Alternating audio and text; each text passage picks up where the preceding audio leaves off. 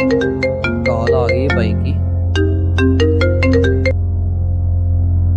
अस्सलामुअलैकुम भाईजान, किधर हो? वालेकुम सलाम। इधर ही हूँ, खैर है? भाईजान आपको नहीं पता मोहल्ले में तबलीग वाले आए हुए हैं? नहीं नहीं, मुझे तो नहीं पता। मैंने सुना है कि वो एक नमाज का 1000 रुपया दे रहे हैं। जाओ देखो, वो सच में 1000 रुपया दे रहे हैं। अच्छा चलो ठीक है, मैं करता हूँ पता।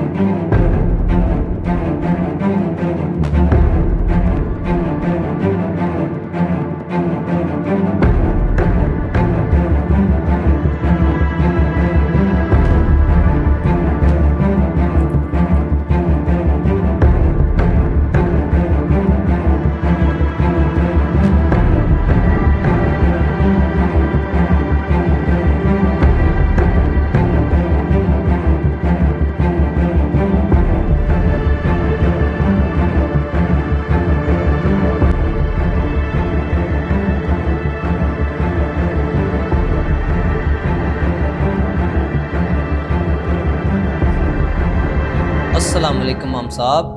वालेकुम अस्सलाम। इमाम साहब जमात हो गई है? जी भाईजान, जमात तो हो गई है। अच्छा ठीक हो गया।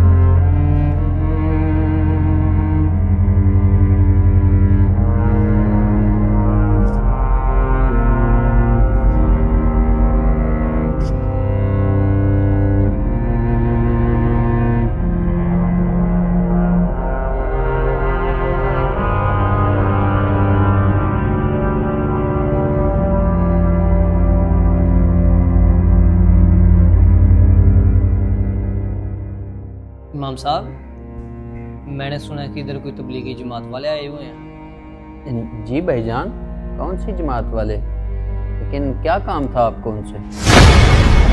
नहीं नहीं इमाम साहब, काम तो कोई नहीं था।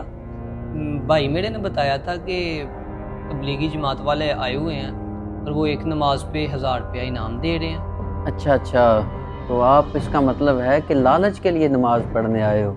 नहीं नहीं इमाम साहब, ऐसी कोई बात नहीं है। नमाज का वक्त हो गया था तो मैं चाह रहा था कि नमाज का टाइम हो गया तो नमाज पढ़ लूँ। जी भाईजान, मैं जानता हूँ आप नमाज के टाइम पे आए हैं, लेकिन मुझे जो आपकी बात समझ आई है वो ये है कि आप दिल में लालच ले के अल्लाह की बारगाह में हाज़िर हुए। इमाम साहब, मैं कोई लालच के लिए नहीं आया, वैसे ही तबलीगी जमात के बारे में पूछ रहा था। भाई साहब, मैं आपकी बात को समझ रहा हूँ, लेकिन आप हकीकत से नावाकिफ़ हैं।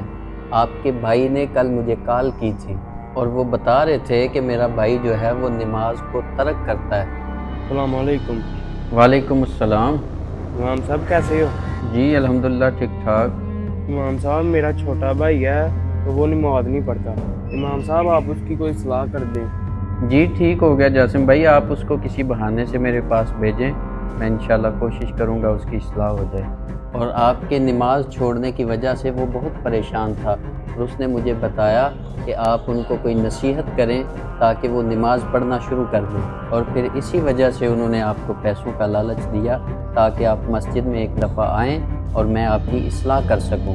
देखें भाईजान, वो अल्लाह तबारक व तआला हमें सारी ज़िंदगी रिज़्क़ अता करता है, और हम जब उसकी इबादत करने के लिए आते हैं और दिल में पैसों का लालच लेके आएँ कि हमें इबादत करने के पैसे मिलें, अगर हम लालच के लिए उस अल्लाह तबारक व तआला की इबादत करेंगे तो फिर हम उसका बंदा होने का हक़ अदा नहीं कर रहे। अगर आप यही अल्लाह तबारक व तआला की इबादत बग़ैर दुनिया के लालच के करेंगे तो अल्लाह आपके रिज़्क़ में भी बरकतें देगा और आपकी जो इबादत है वो भी अल्लाह तबारक व तआला की बारगाह में कबूल हो जाएगी। जी इमाम साहब, मैं आपकी बात को समझ गया हूँ और इस बात में बहुत ज़्यादा शर्मिंदा हूँ। दर हकीकत बात यह है कि हमें अल्लाह तबारक व तआला की जो इबादत हैं उनमें किसी किस्म का कोई लालच दिल में नहीं रखना चाहिए।